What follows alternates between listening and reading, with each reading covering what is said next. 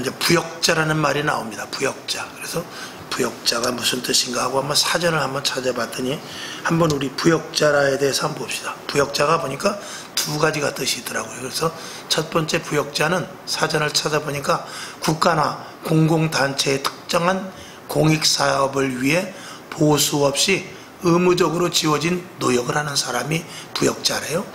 그 다음에 또 다른 부역자는 국가의 반역이 되는 일에 동조하거나 가담한 사람을 부역자라고 말합니다. 그러니까 똑같이 한글로는 부역자지만 한문에 특별히 가운데 있는 글자, 그 역자가 첫 번째는 힘쓰는 모습입니다. 힘쓰는 사람이고, 그 다음에 두 번째 역자는 거스리는 사람입니다. 그러니까 제가 오늘 이 서두에 이 말씀을 드리냐면, 하나님의 일을 우리가 똑같이 하고 신앙을 가지고 똑같이 예수를 믿는다고 하지만, 어떤 사람은 하나님의 일에 적극적으로 가담하는 사람이 있는가 하면, 어떤 사람은 분명히 하나님의 일을 한다고 했는데 하나님이 보시기에 제발 안 했으면 하는 사람이 있단 말입니다.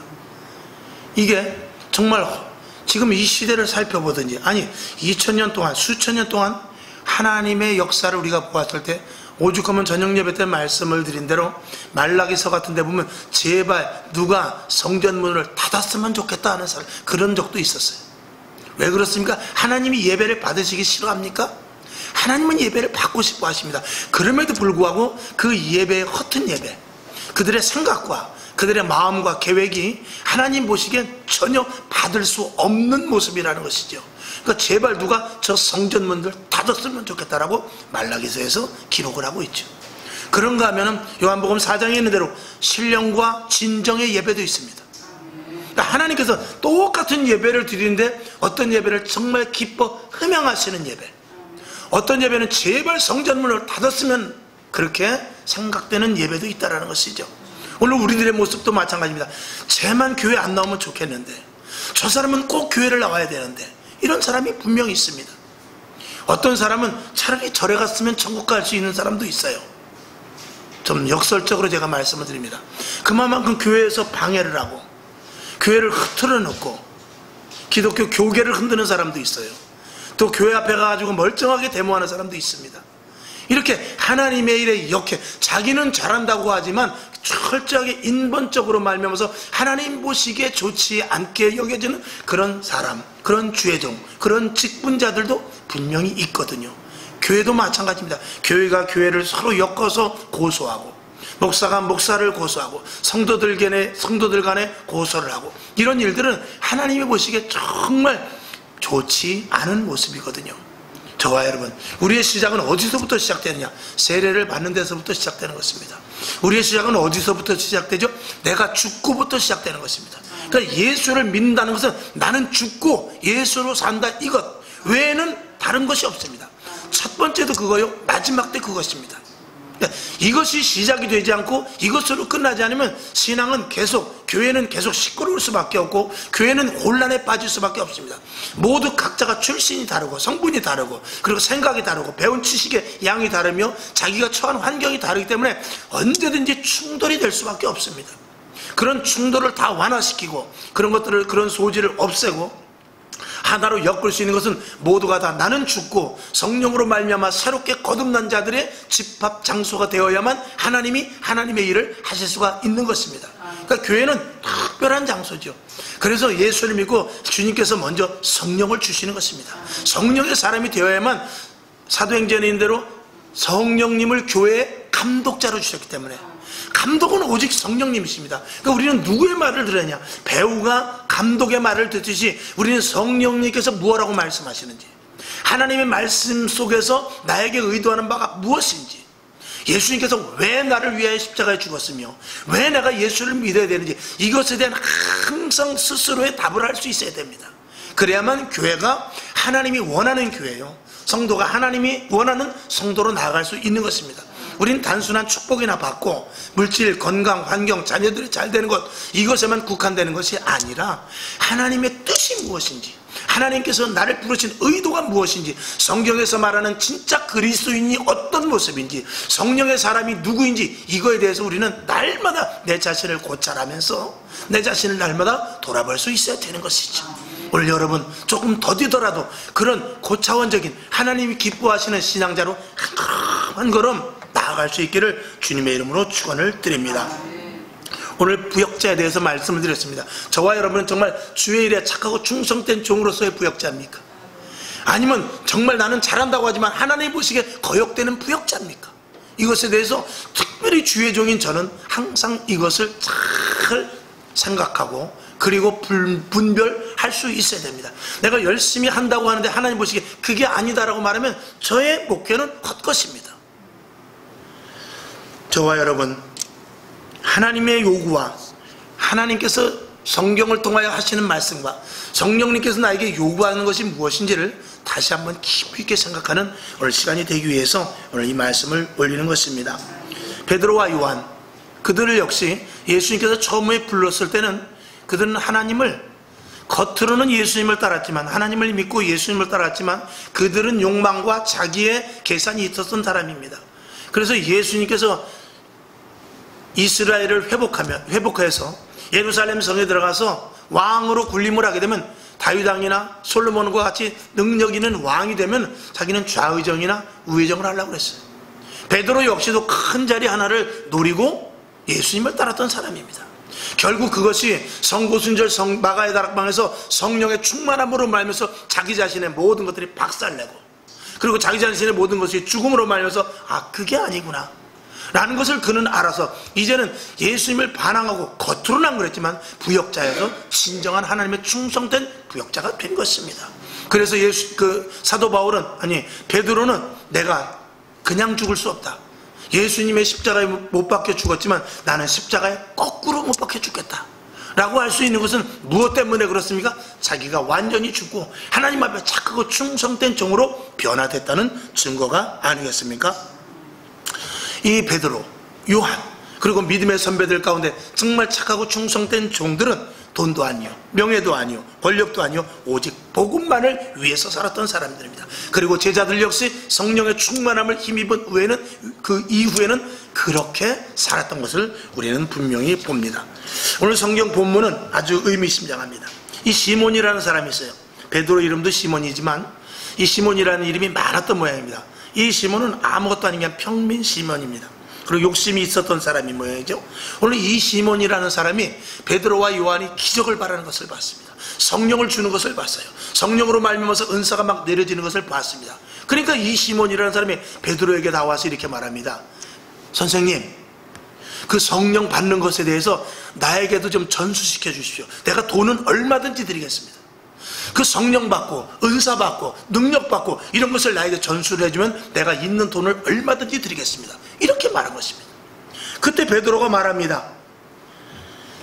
그의 속심을 알고 내가 오늘 성경 본문에 있는 대로 20절에 보니까 하나님의 선물을 돈 주고 살 줄로 생각하였으니 내 은과 함께 내가 망할지어다 그랬어요.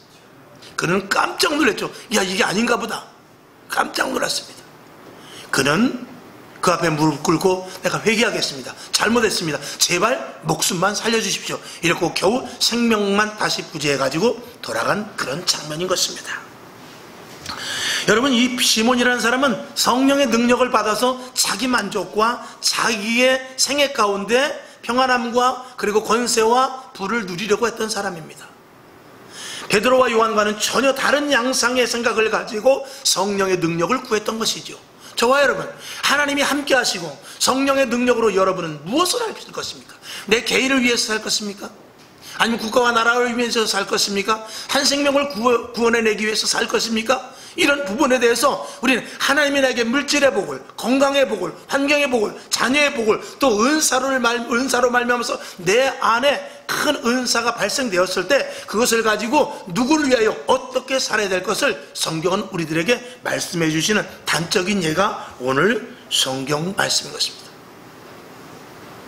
20절에서 21절 보니까 너는 이런 귀한 것을 받을 아무런 자격도 의미도 없거니와 이런 것에 대하여서 아무런 의미도 네가 모르는 자라는 것입니다. 그러는 자에게 성령을 줄 수 없다는 것이죠.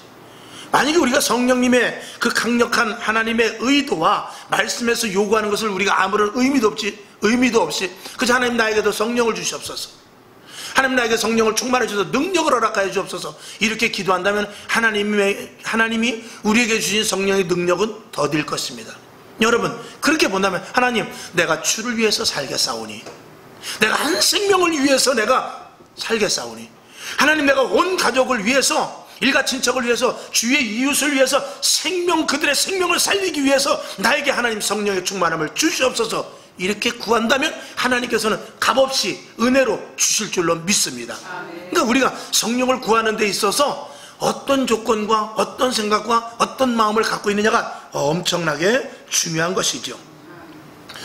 이 시몬에게 베드로가 그랬습니다. 네가 죽을 것이다. 감히 네가 성령을 구하느냐?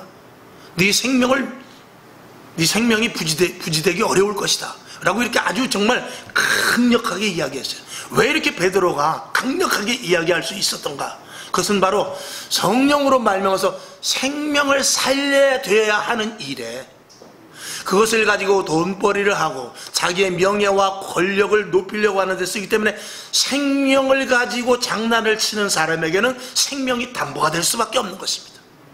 그렇지 않겠습니까? 그것을 생명을 위해서 써야 되는데 생명을 위해 쓰지 않는다면 그의 생명은 하나님 앞에 절대 담보될 수가 없다는 것입니다. 오늘 여러분 우리의 생명이 붙어있으면 무엇입니까? 내가 가진 성령으로 말미암아서 주의 일을 감당하라고 오늘 우리들에게 생명을 주시는 줄로 믿습니다. 그러니까 이 하나님께서 우리에게 성령을 주시고 은사를 주시고 우리에게 축복을 주시는 것은 우리가 그리스도인으로서 하나님의 자녀로서의 온전한 삶을 살라고 주신 것입니다. 즉 좀 넓은 범위에서 말한다면 우리는 예수를 믿은 사람들은 이 땅에서 볼 때 우리는 그냥 개인이 아니라 공적인 사람이라는 것을 먼저 인식을 해야 돼요. 그러니까 성령을 받았는데 개인대로 내가 요구하는 대로, 목회도 마찬가지입니다. 교회를 부흥한다고 하면서 은사를 사용한다 해도 그것이 하나님과 관계없는 교회가 된다면, 하나님이 기뻐하시지 않는 성전이 된다면, 하나님이 기뻐하시지 않는 목회자와 충성된 종들, 거짓된 충성된 종들이라면 하나님께서는 그 은사나 성령을 주실 필요가 없게 되는 것이죠. 성령은, 하나님의 은사는 개인으로 쓰라고 주는 것이 아니라 이건 공적인 선물인 것입니다. 왜냐? 성령님께서 모든 사람들을 다 통괄하고 지시하여서 한 성령으로 말미암아서 하나의 일을 해야 되기 때문에 이 성령을 받고 은사를 받는 것은 반드시 공적인 일인 것입니다. 그러니까 내가 은혜를 받고 내가 은사를 받고 내가 축복을 받은 것은, 이것은 어디에다 사용이 되어야 되느냐? 공적으로 사용이 되어야 되고, 그리고 내가 받은 은혜를 이 공적인 개념으로 우리가 가져야 됩니다. 이것은 우리가 예수를 믿는 데 있어서 굉장히 중요한 것입니다. 자, 내 하나가 세상에 나가서 범죄를 저지르고 내가 남을 사기치면은 내 고광무이라는 나 하나의 잘못이 아니라, 그것으로 끝나는 것이 아니라 어떤 교회 목사, 하나님을 믿는 사람, 교회 다니는 놈, 이렇게 되면서 하나님의 영광이 가리워지고 교회가 먹칠을 하게 되며 예수 믿는 사람들이 모두가 다 도매금으로 좋지 않은 결과를 낳게 되는 것으로 넘어가는 일이 생겨버린다는 것입니다. 저와 여러분의 한 가지 잘못이 개개인으로 끝나는 것이 아니라 내가 예수를 이제 믿기 시작함으로 말미암아서, 내가 예수를 이미 믿기 시작하면 그때부터는 내가 아니라 내가 하나님의 사람이요, 예수 믿는 사람들 무리 가운데 있는 자요, 교회 다니는 사람들 가운데 있는 자이기 때문에 나 하나 때문에 교회가 하락되고 가치가 하락되고 예수 믿는 사람들 전체가 매도되며 하나님이 있는 사람도 별 볼 일 없다는 것으로 이렇게 치부될 수 있기 때문에 우리는 공인이라는 것을 분명히 알아야 되는 것입니다. 그래서 어디를 가든지 누구를 만나든지 예수 믿는 것을 드러내고 하나님의 사람으로서 어떻게 살아야 될까, 이것이 내 개인이 어떻게 살아야 될 것이 아니라 하나님의 사람으로서 성경 말씀에 어떻게 살아야 될 것이 기록되어 있는가, 여기에 집중을 해야 된다는 것이죠. 하나님, 내가 예수를 믿었는데 내가 어떻게 살아야 되죠? 기도하면서 성령의 인도하심에 따라 사는 것이, 이게 그리스도인으로서 공적인 모습인 것입니다. 이것이 헤쳐지고 내가 하나님 나에게 물질해, 나에게 건강해, 나에게 자녀해, 나에게 남편해, 나에게 은사를 주셔서 하나님 나 이거 교회를 위해 쓰겠습니다 라고 겉으로는 그러지만 실질적으로 개인의 것이 들어간다면 하나님은 그에게 은사를 주실 필요가 없거니와, 그에게 은사를 받았다 할지라도, 그가 축복을 받았다 할지라도 그는 하나님 앞에 부역자가 아닌 부역자가 되는 것입니다. 이거는 굉장히 중요하죠. 요한계시록 19장 20절에 보게 되면은 제일 먼저 불못에 누가 들어가냐? 거짓 선지자가 제일 먼저 들어갑니다.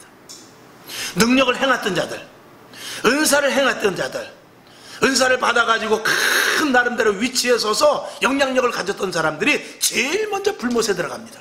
그것을 보았을 때 많은 사람들이 어떻게 두려워 떨겠습니까? 상상을 한번 해보시기 바랍니다. 자, 마태복음 7장 21절을 한번 보죠. 잘 하시는 말씀입니다. 시작. 나더러 주여 주여 하는 자마다 천국에 다 들어갈 것이 아니요 다만 하늘에 계신 내 아버지의 뜻대로 행하는 자라야 들어가리라. 주여 주여 한다고 되는 것이 아니라는 거예요. 이 무서운 말씀 아닙니까? 자, 마태복음 7장 23절을 봅니다. 시작. 그때 내가 저희에게 밝히 말하되 내가 너희를 도무지 알지 못하니 불법을 행하는 자들아 내게서 떠나가라 하리라. 오늘 21절과 23절을 봤지만 그 중간에 무엇이냐? 주여 내가 능력도 행했습니다. 주여 내가 귀신도 쫓았습니다. 그런데 예수님은 너는 어떻게 해요? 여기 보니까 불법을 행했다는 것입니다. 불법을 행하는 자들아 내게서 떠나가라. 내가 너를 그냥 알지 못하는 것이 아니라 도무지 알지 못하는 거죠. 주의 일을 했어요. 능력이 나타났습니다. 은사도 받았어요. 근데 하나님은 그를 무엇으로 치부하느냐? 그를 부역자로 보는 것입니다. 하나님을 이용해서, 은사를 이용해서 내가 너를 위해 살았다는 것이죠. 하나님 앞에 있을 수 없다는 것입니다. 이 땅에서는 모르죠. 이 땅에서는 모릅니다. 교회가 성장될 수도 있고 내 자신이 은사를 통해서 많은 사람들의 칭송을 받을 수도 있고 신앙생활 저렇게 해야 된다고 나름대로 정말 이렇게 추앙을 받을지도 모르지만 우리가 공적인 신분에서 떠나게 되고 그것이 개인이 된다면 하나님은 언제든지 내가 너를 도무지 모른다라고 말할 수밖에 없다는 것입니다. 우리가 이 말씀이 중요한 것은 여러분, 우리는 예수를 믿고 하나님의 일을 하게 되면 모든 것들이 형통할 것이다 라는 이런 막연한 생각을 합니다. 그래서 예를 들어서 내가 이제 신학교 가니까 신학교 가면 하나님이 잘해주시겠지. 신학교에서 졸업을 하고 내가 교회를 세우면 하나님께서 사람도 보내주시고 물질도 보내주시고 뭐 내가 하나님의 일이니까 하나님께서 도와주시겠지 하는 이런 막연한 생각이 저도 있었어요. 그러나 하나님이 어디 그럽니까? 무조건 신학교 갔다고 복 주시고 또 4년에 또 혹은 2년에서 또 그 이후에 4년 동안 혹은 3년 동안 대학원을 졸업하고 그리고 목회를 하고 그런다고 교회를 세운다고 해서 하나님께서 그래 네가 내 일을 하는구나 혹은 무조건 부어주십니까? 그렇게 됐으면 대한민국의 모든 교회는 다 1000명 이상 나와야 돼요. 그렇지 못합니다.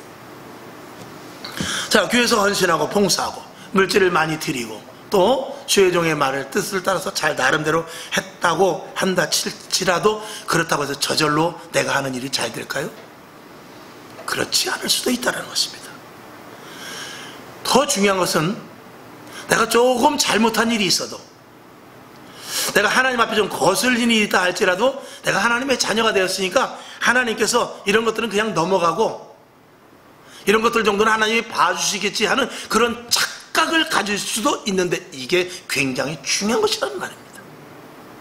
성경은 언제든지 나더러 주여 주여 하는 자마다 다 천국에 갈 것이 아니고 능력을 행하고 은사를 가지고 하나님의 일을 최선을 다했다라고 자기가 얼마든지 강조해서 말할 수 있다 할지라도 주님은 어떤 측면에서 볼 때는 내가 너를 도무지 모른다라고 말할 수도 있다라는 것이에요.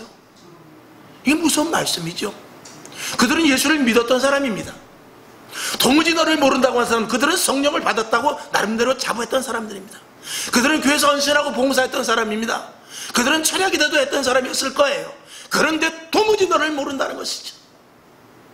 말씀의 비밀이 분명 마태복음 7장 21절 후반에 있죠. 아버지의 뜻대로 행하는 자, 아버지가 요구하시는 대로 성령의 인도하심에 따라 하는 자에게 하나님은 인정해 주신다는 것입니다. 하나님은 공의와 사랑 이 두 가지를 가지고 있습니다. 언젠가도 말씀을 드렸는데 하나님은 공의와 사랑을 이 두 가지를 같이 가지고 계셨어요. 그리고 그 사이에 은혜를 주셔서 은혜를 그 속에 끼워가지고 우리가 힘들고 어려울 때 은혜 주시고 또 우리의 손을 붙잡아 주시고 우리가 잘못된 부분이 있다 할지라도 용서해 주시는 부분이 있습니다. 그러나 사랑의 하나님이랄지라도 은혜의 하나님이랄지라도 하나님의 공의를 앞서가지 못합니다. 하나님의 공의. 예를 들어서 예수를 안 믿으면 지옥 간다. 이건 하나님의 공의입니다. 이 공의 앞에 아무리 내가 힘들어서 교회 다니기 힘든 어려운 상황, 내가 예수를 믿지 못할 상황, 내가 교회를 가지 못할 여러 가지 이유가 있다 할지라도 그 사람이 측은하고 그 사람이 정말 내가 봐도 교회 다니기 힘들 상황이나 할지라도 하나님의 공의 앞에는 그것이 통과가 될 수가 없습니다. 누구든지 주 예수 그리스도를 믿지 않고 주를 시인하지 않는 자는 하나님 나라에 갈 수가 없는 것이 하나님의 공의예요. 이 공의 밑에 사랑도 있고 공의 밑에 은혜도 있고 공의 밑에 용서도 있는 거예요. 하나님의 공의는 최우선입니다. 그 공의를 우리가 거역했다간 우린 죽는 것입니다. 나 예수 안 믿었지만 나보다 착하게 사는 사람은 없습니다. 통과 안 됩니다. 내가 얼마나 많은 사람을 구했는지 알아요? 내가 얼마나 많은 사람을 도와주는지 압니까? 내가 가진 거, 내가 평생 버는 것을 다 사회에 환원했어요. 그것과 관계없습니다. 하나님 앞에, 하나님의 공의 앞에 예수를 믿느냐? 예수를 믿었느냐? 예수를 믿고 있느냐? 지금 예수를 영접했느냐? 그 공의에 넘어가는 것은 없다, 이런 것입니다. 하나님께서 마지막 때 내가 너희에게 오는데 그때 심판하리라. 그러면 심판하는 거예요. 내가 재림할 것이다. 그러면 재림하는 것입니다. 백보좌에서 너희가 심판할 것이다 라면 그 백보좌 앞에서 우리는 설 수밖에 없는 것입니다. 거기는 피할 수가 없습니다. 하나님의 명령, 그 공의 앞에는 피할 수가 없게 되는 것입니다. 여러분, 그러니까 무슨 말씀이에요? 하나님의 말씀대로 살으라는 것이죠. 자, 성경을 한 번 더 보겠습니다. 신명기 12장 32절을 보죠. 시작. 내가 너희에게 명하는 이 모든 말을 너희는 지켜 행하고 그것을 가감하지 말지니라. 아멘. 레위기 20장 8절을 봅시다. 시작. 너희는 내 규례를 지켜 행하라. 나는 너희를 거룩히 하는 여호와니라. 아멘. 하나님의 거룩한 자녀가 되기 위해서는 반드시 말씀을 지켜야 돼요. 오늘 이 말씀은 강한 말씀은 아닙니다. 그냥 우리들에게 듣기 좋고 편안한 말씀일 수 있어요. 그러나 저 말씀은 실질적으로는 무서운 말씀입니다. 저렇게 우리에게 유하게 이야기했다 할지라도 그 말씀은 무섭습니다. 예를 들어서 여러분, 사거리에서 신호를 위반하면 안 됩니다 라고 아무리 부드럽게 말해도 신호 위반하면 스티커를 떼어야 되는 것이 법인 것입니다. 하나님의 말씀이 나에게 꿀송이와 같을지언정, 하나님의 말씀이 나에게 칼이 될지언정, 그것과 내가 느끼는 감도와 관계없이 하나님의 말씀은 여상하시다 이거예요. 이것이 하나님의 말씀이요, 이것이 하나님의 공의인 것이죠. 하나님은 그분을 바로 알고 그리고 그 뜻대로 사는 자들과 함께 하십니다. 그리고 함께 하시길 원하죠. 우리를 부르신 목적이 무엇입니까? 이 땅에서 잘 먹고 잘 입고 잘 살고가 아니라 우리는 복음의 증거자들입니다. 이제 때가 가까울수록, 주님이 오실 날이 가까울수록 우리의 복음은 더 강력하게 발산이 돼야 되는 것이 우리가 지금 해야 될 일인 것이죠. 오늘까지 우리가 주의 도우심으로 살아왔지 않습니까? 우리가 큰 범위 내에서 대한민국만 봐도 이 대한민국이라는 나라가 얼마나 지금 잘 살고 있습니까? 세상 사람들은 부인하지만 우리가 부인할 수 없는 것은 하나님의 도우심 아닙니까? 어떤 분이 그렇게 말하더라고요. 노동계에 있는 분이, 우리가 잘 산 것은 정치가 잘 산 것이 아니라 노동자들이 땀을 정말 흘리고 최선을 다해서 정직하게 일했기 때문에 그렇다. 틀린 말 아닙니다. 그 독재 속에서도 우리가 일했기 때문에 그랬지, 그렇지 않으면 이 대한민국이 어떻게 잘 살 수 있는가. 그러니까 근로자에게 잘해야 된다. 맞습니다. 그런데 여러분, 북한을 한번 봅시다. 북한은 얼마나 일했죠? 우리보다 더 일했습니다. 근데 지금 모양이 어떻습니까? 우리보다 더 못 살잖아요. 왜 똑같이 일했는데 거긴 못 삽니까? 그 사이에 무엇이 들어있습니까? 하나님의 개입이 들어있는 거예요. 우린 그것을, 세상 사람들은 애써 부인하지만 저절로 그런 일이 일어날 수 있다라고 생각하는 사람은 말로는 그렇게 하지만 그거는 정확히 말하면 그건 바보인 것입니다. 여러분, 하나님의 개입이 없이 우리나라가 아무리 일한다고 돼요?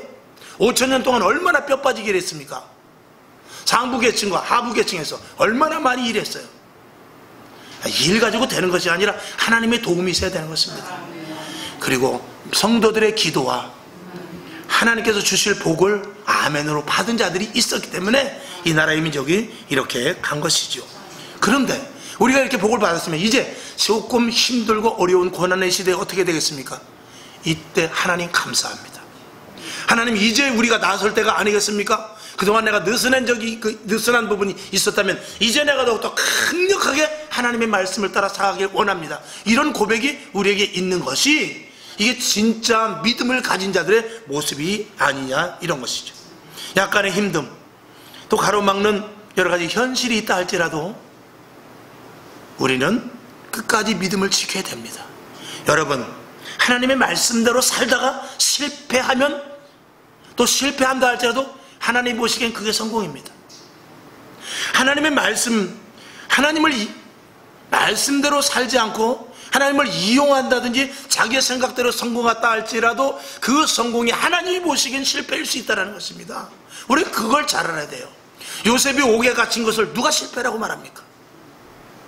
모세가 애굽에서 왕자로 잘 있어야 되는데 광야로 쫓겨난 것, 그게 실패입니까? 세상 사람들이 볼 땐 실패예요. 세상 사람들이 볼 땐 요셉이 실패요, 다윗도 실패요, 베드로도 실패요, 12제자 모두가 다 실패입니다. 그러나 하나님이 보시기에는 그게 가장 큰 성공인 것입니다. 여러분, 우리의 성공의 개념이 무엇입니까? 하나님의 말씀에 따라 사는 것이 성공 아니겠습니까? 엊그제 새벽 예배에 잠깐 말씀을 드렸습니다. 우리가 교회 안에서 가장 높임을 받는 자는 누구냐? 백발의 영화를 가진 자는 누구냐? 가장 교회 안에서 높임을 받고 가장 교회 안에서 정말 그래도 하나님 앞에 축복을 받고 그 사람이 정말 하나님의 사람으로서 의롭다 칭함을 받은 자는 누구냐? 그 사람의 물질을 복을 받아서가 아니라, 그 사람이 성경 말씀을 많이 알아서가 아니라, 그 사람이 교회에 헌금을 많이 하고, 그 사람이 교회에서 헌신하고 봉사하고, 그 사람이 교회에서 많은 영향력을 가진 게 문제가 아니라 그 사람이 얼마만큼 말씀대로 살았느냐에 따르는 것이에요. 하나님 말씀대로 지금 살고 있느냐, 하나님 말씀대로 살기를 애쓰느냐, 이것이 하나님 보시기엔 진정한 가치로서 신앙이 되는 거예요. 그 외에는 다 물거품일 수 있는 것입니다. 겉보기에는 그 사람의 위치가 굉장한 것 같고, 겉보기에는 그 사람이 정말 그렇듯한 것 같고, 세상 사람들이 교회 안에서 볼 때는 저 사람이 예수 믿고 축복받았다라고 말할 수 있을지 모르지만 하나님 보시기엔 NO! 그건 아닙니다. 말씀대로 살다 그 사람이 힘들어 지쳐있다 할지라도 하나님 보시기에는 그 사람이 가장 가치 있는 사람이요, 그 사람이 가장 믿음 있는 사람인 것입니다. 그러니까 우리는 무엇을 향하여 나아가야 되느냐? 말씀대로 살기를 위하여 생명을 걸고 나가는 것이, 이것이 하나님 앞에 가장 가치 있는 일이요, 세상 사람들이 우리를 보고 우습게 여길지 모르지만 우리는 가장 하나님께서 높여주시는 자리에 있게 된다는 것입니다. 결국에 가서도 우리는 신앙을 우습게 알고 단순히 예수 믿으면 하나님께서 어떻게 해주시겠지 하는 이런 그냥 막연한 예수를 그냥 하나의 부적과 같이, 성경책을 하나의 큰 어떤 부적과 같이 이렇게 생각하는 경우가 너무나 많습니다. 그렇지 않습니다. 성경을 한번 보죠. 마태복음 10장 29절을 보겠습니다. 자, 시작. 참새 2마리가 한 아사리온에 팔리는 것이 아니냐? 그러나 너희 아버지께서 허락지 아니하시면 그 하나라도 땅에 떨어지지 아니하리라. 아멘. 하나님은 생명의 주인이십니다. 우리는 예수를 믿어 생명을 다루는 자들입니다. 죽어져가는 영혼을 살리는 놀라운 하나님께서 전권을 주신 하늘나라의 대사들입니다. 우리 앞에 두려울 것이 무엇입니까? 우리 앞에 갈등이 생길 일이 무엇입니까? 하나님이 우리 편이시고 하나님이 우리와 함께 하시는데. 자, 성경을 한번 더 보죠. 에레미야 29장 11절을 보겠습니다. 시작. 나 여호와가 말하노라. 너희를 향한 나의 생각은 내가 안하니 재앙이 아니라 곧 평안이요 너희 장래의 소망을 주려 하는 것이 생각이라. 아멘. 시편 118편 6절 한번 봅시다. 시작. 여호와는 내 편이시라. 내게 두려움이 없나니 사람이 내게 어찌할꼬. 이 말씀을 믿으십니까? 이 말씀을 믿으시기를 바랍니다. 자, 하나님이 누구의 편이죠? 나의 편, 우리의 편입니다. 우한 폐렴 사태가 생겨나고 이 코로나 때문에 굉장히 어려움이 있습니다. 경제적으로도 힘들고 어려운 가운데 있습니다. 그런데 성경은 그것을 오늘 다시 한번 봅니다. 에레미야 29장 11절을 봅시다. 나 여호와가 말하노라. 너희를 향한 나의 생각은 내가 안하니 재앙이 아니라 평안이래요. 여러분, 우린 이걸 지금 일어난 사태, 지금 힘든 일을 이걸 재앙이라고 알고 있어요. 근데 하나님은 우리에게 뭐라고 하냐? 재앙이 아니고 평안이라는 거예요. 우리에게 지금 이 상태가 재앙이 아니라는 거야. 왜? 방금 읽은 대로 시편 118편 6절 하나님은 내 편이시기 때문에. 주관자가 누굽니까? 주관자가 하나님인데 어찌 재앙입니까? 힘들고 어려울수록 우리는 하나님 앞으로 더 갈 수 있는 근거를 가지고 있는 자들 아닙니까? 재앙이 아니라, 하나님은 오늘도 분명히 말씀하고 있어요. 재앙이 아니라 평안이니라. 재앙이 아니야, 평안이야. 너에게 복 주시기 위해서, 구별하기 위해서, 알곡을 만들기 위해서, 더욱더 든든한 믿음자로 만들기 위해서, 이제 천국 주님 오실 날 가까우니까 더욱더 견고한 믿음을 만들기 위해서 너에게 복 주시려고 하는 것이야, 재앙이 아니야, 이렇게 말하는 거야. 이 말씀이 우리 속에 와 닿아야 돼요. 이 말씀이 우리가 와 닿지 않으면 우리는 오늘도 신방할 수 없고, 오늘도 예배 나올 수 없고, 오늘도 기도할 수 없고, 오늘도 포기해야 되고, 코로나 사태가 언제 떠나갈까만 우리는 가만히 두어서 천장만 바라볼 수밖에 없습니다. 여러분, 왜 우리에게 재앙이 됩니까? 그 일을 주관하시니까 하나님이신데. 참새 한 마리가, 참새 두 마리, 참새 두 마리가 한 아사리네. 너무 흥분이 됐구만. 참새 두 마리가 한 아사리온에 팔려가는 것도 하나님이 허락지 않으면 안 된다는데, 여러분 지금 이런 재앙이 하나님께서 그냥 내비둔 거예요? 하나님이 주관자가 되신다는 것입니다. 그러면 누가 가장 든든해하고, 누가 가장 평안해야 되며, 누가 가장 힘을 가지고 있어야 됩니까? 바로 우리들 아닙니까? 이 말씀이 저와 여러분에게 그대로 접목되어서 우리는 하나님이 주시는 놀라운 축복과 은혜 가운데서 누리다가 힘들면은 도망가는 자가 아니라, 힘들 때 더 교회로 와야 돼요. 힘들 때 더 하나님 앞에 가야 돼요. 어려울 때 여러분 의리가 있죠. 친구 간에도 힘들 때 짜장면 사줄 때만 만날 것이 아니라, 그 사람이 돈이 떨어지고 배고플 때 찾아가야 그게 진짜 친구죠. 하나님께서 이런 재앙이 설사 내려와서 기독교인들이 어렵다 할지라도, 이럴 때 하나님의 뜻을 찾는 쪽으로 빨리 가는 것이, 이게 진짜 하나님의 자녀가 아니겠느냐, 이런 것입니다. 하나님은 어떤 분입니까? 우리 안에 계시죠. 여러분 혹시라도 우리 안에 하나님을 그냥 우겨 넣어가지고 내 마음대로 쓰시는 그런 분이 있습니까? 그러면 안 되고, 하나님이 주인이 되셔서 하나님이 원하는 대로 내가 끌려가는 저와 여러분이 되어야 될 줄로 믿습니다. 여러분, 하나님께 헌신하는 부역자입니까? 아니면 거역하는 부역자들입니까? 우리 한번 잘 생각해 보시길 주님의 이름으로 축원을 드리며, 하나님은 공의의 하나님이시고 공의롭습니다. 절대 속지 않으십니다. 거기에 또한 축복의 약속도 분명합니다. 할렐루야. 우리 한번 따라합시다. 하나님은 내 편이시다. 하나님은 내 편이시다. 바로 알고, 바로 믿고, 바로 축복받자. 바로 축복받자. 아멘. 기도하겠습니다.